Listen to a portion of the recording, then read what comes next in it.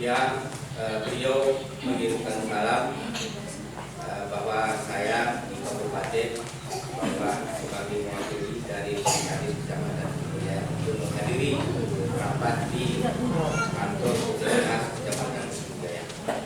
Alhamdulillah acara pada hari ini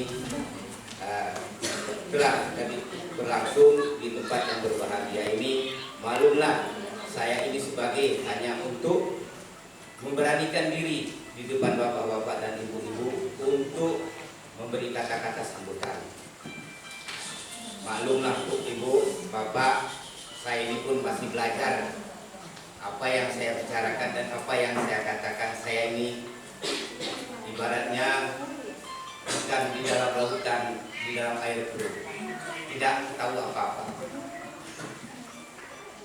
Saya mohon pada bapak dan ibu memakluminya. Akhir kalam saya ucapkan terima kasih. Assalamualaikum warahmatullahi wabarakatuh.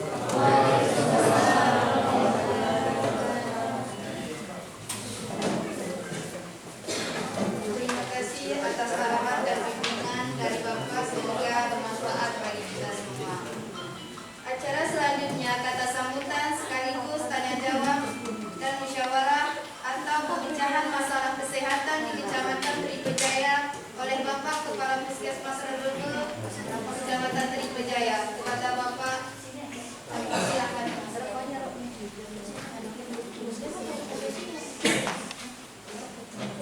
Terima kasih. Assalamualaikum warahmatullahi wabarakatuh. Alhamdulillah, segala puji bagi Allah yang telah memberikan kesehatan yang kita bisa berkumpul ini dalam keadaan sehat walafiat, dan mudah-mudahan apa yang kita kerjakan hari ini besok menjadi amal ibadah kita. Kemudian salawat serta salam kita hadiahkan pahalanya pada junjungan kita Nabi Muhammad SAW.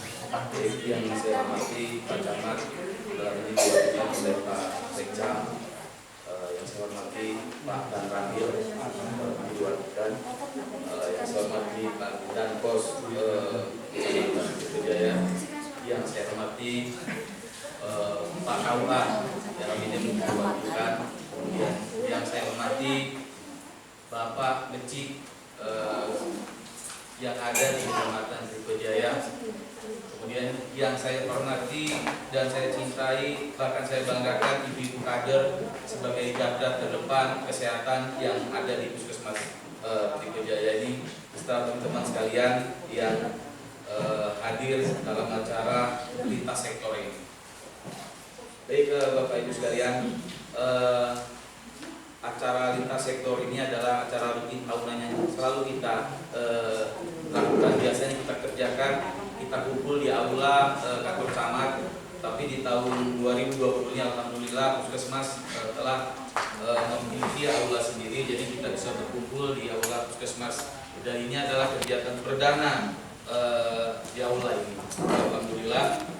Jadi seperti yang kemarin Bapak Ibu sekalian, bahwa lintas sektor ini adalah kita mencari atau membahas masalah kesehatan yang ada di Kecamatan Tripejaya di tahun 2020 ini. Apa capaian-capaian dan apa sasaran-sasaran yang telah kami capai dan sasaran yang rendah yang belum kami capai.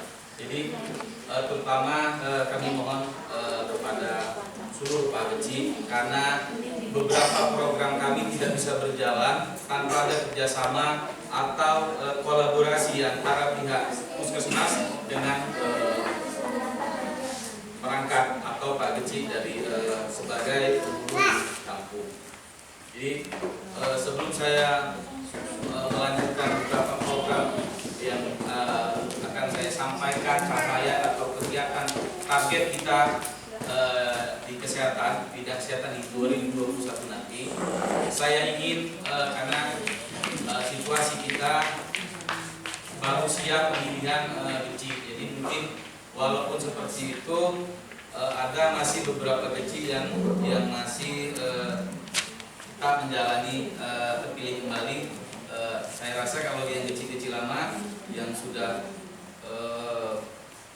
periode sebelumnya sudah paham bagaimana kerjasama kita dari pihak puskesmas dengan Pak Deci.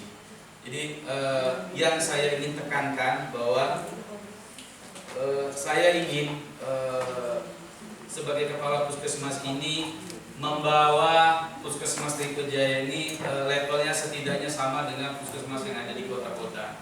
Secara administrasi puskesmas kita sudah banyak peningkatan, bahkan diakui oleh dinas bahwa kita sejajar dengan puskesmas yang ada di kota, di lingkungan kota seperti puskesmas Kota Banjeren, Cintamaju, Daun-Bulan, dan Kota Kalian. Jadi itu bukan berdasarkan pengakuan kami, tapi memang ada lisensinya, ada penilaian, ada sertifikatnya bahwa memang puskesmas kita, walaupun kita di daerah yang terpencil, tapi puskesmas kita termasuk puskesmas yang memadia.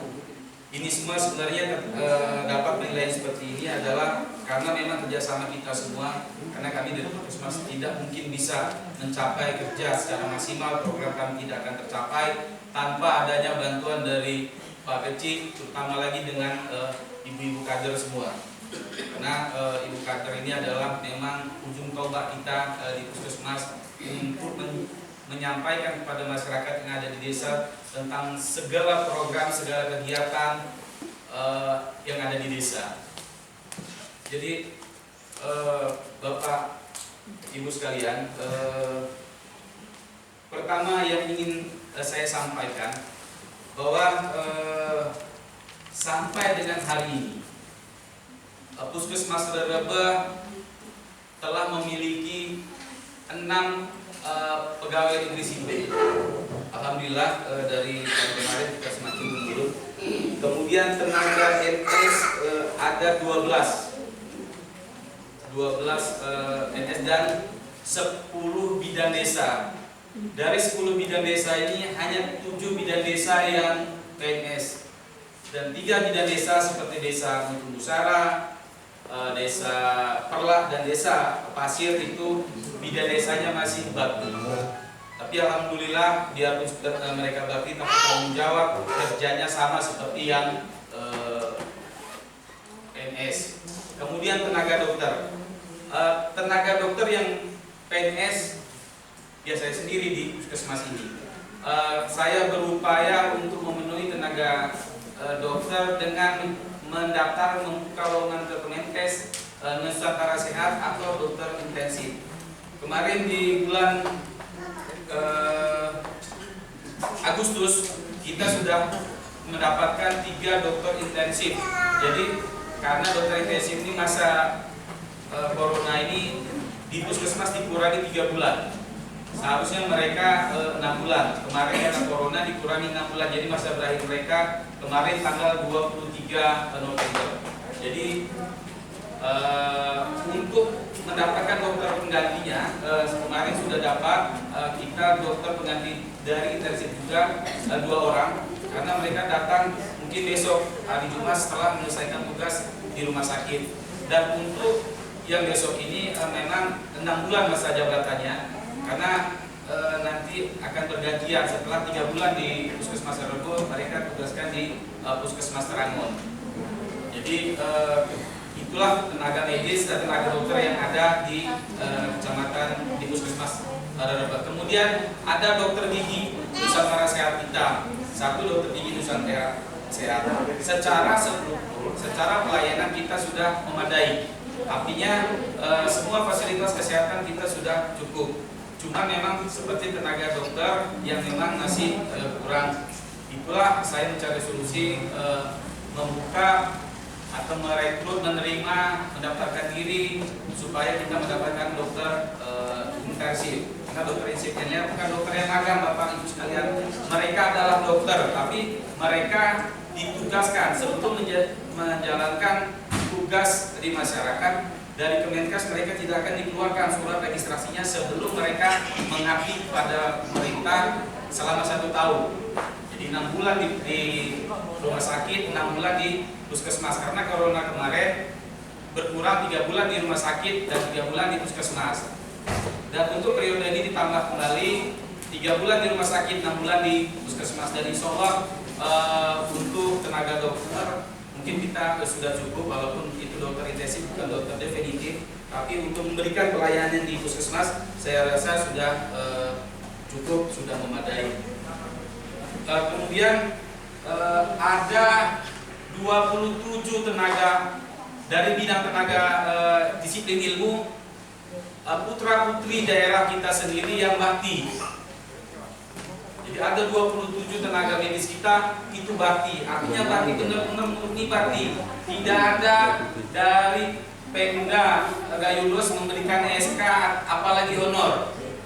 Tapi alhamdulillah teman-teman yang bakti pun mereka betul-betul mengabdikan dirinya, berbakti di Puskesmas Rebel di kawasan Kecamatan Tripejaya ini tanpa mendapatkan honor yang jelas. Jadi tanpa ada SK dari Kabupaten Gayulos, cuman saya sebagai kepala puskesmas mengambil kebijakan agar anak-anak kita yang di bidang kesehatan di Kecamatan Tripejaya ini bisa membaktikan ilmunya, bisa sharing, bisa belajar di puskesmas Rebel ini. Baik, itu selintas tentang keadaan puskesmas kita, bahwa sampai dengan akhir tahun ini kita memang sudah dibuatkan gedung baru, tapi izin untuk puskesmas rawat inap kita belum mendapatkan izin, karena memang dari Menteri Kesehatan Pak Terawan tidak diperbolehkan lagi di 2020 adanya puskesmas rawat inap. Jadi kalau memang ada indikasi pasien untuk dirawat, kita harus merujuk.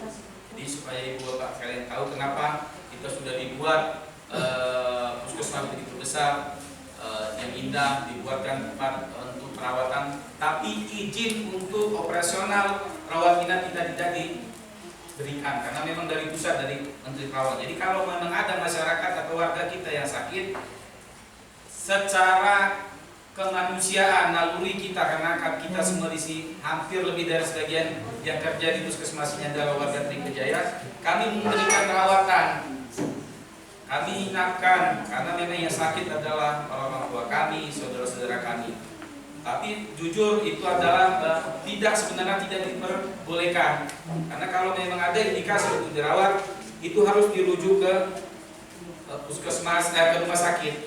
Tidak boleh, tidak dibenarkan kami untuk memberikan rawat inap terhadap pasien di puskesmas kita ini. Kemudian sedikit saya singgung Bapak Ibu sekalian, karena memang ini juga menjadi ganjalan buat saya.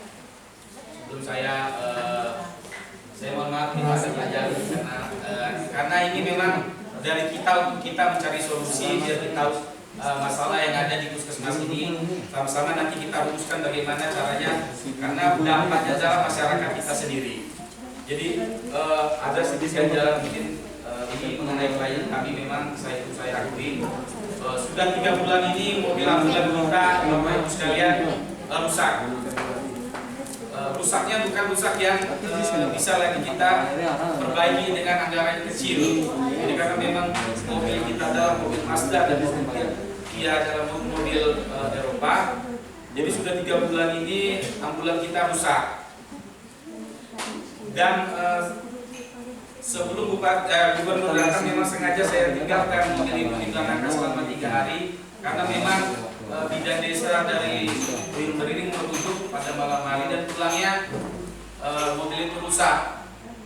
Terpaksa menunggu pagi bidan desa, supir dan perawat menginap di Belanangka karena memang tidak ada kendaraan, dan saya sebagai kepala puskesmas sudah berupaya untuk memperbaiki, tetapi memang itu semua di luar kendali saya karena memang anggarannya begitu besar. Anggaran puskesmas ini 1 tahun cuma 90 juta. 90 juta itu saya harus menggaji 4 staf jaga malam, cleaning service, supir dan taman dengan gaji 1.300.000. Jadi kalau dikalkulasikan lebih dari 50 juta itu untuk anggaran puskesmas itu adalah untuk membayar gaji tenaga PPTK. Kemudian untuk operasional mobil ban mobil ambulans besar bannya aja 1.500.000, kalau 4 kita harus sudah 6 juta, belum listrik lagi.